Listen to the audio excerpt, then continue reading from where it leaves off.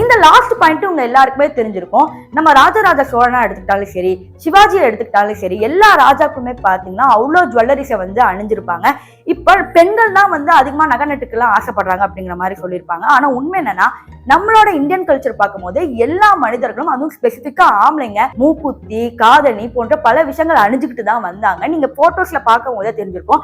ஆனா இப்ப இருக்கிற ஆண்கள் அதை அணிஞ்சாவே அவங்கள பெண்கள் அப்படின்னு சொல்லி ஒரு வார்த்தையை சூடி அவங்களை அசிங்கப்படுத்துறதே இருக்கு. சோ இந்த வீடியோவோட நோக்கம் என்னன்னா, நீ வேணுட்டே குத்தி காமிக்கிறதுக்கு மாதிரி பேசுறியா அப்படிங்கிற மாதிரி நீங்க கேட்கலாம். ஆனா உண்மை என்னன்னா, அதான் உண்மை.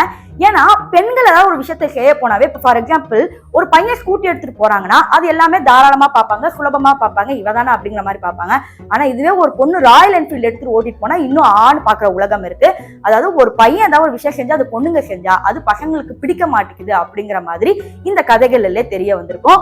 சோ இது உண்மை இல்ல, எனக்கெல்லாம் அப்படி கிடையாதுப்பா அப்படின்னா கமெண்ட் செக்ஷன்ல சொல்லுங்க.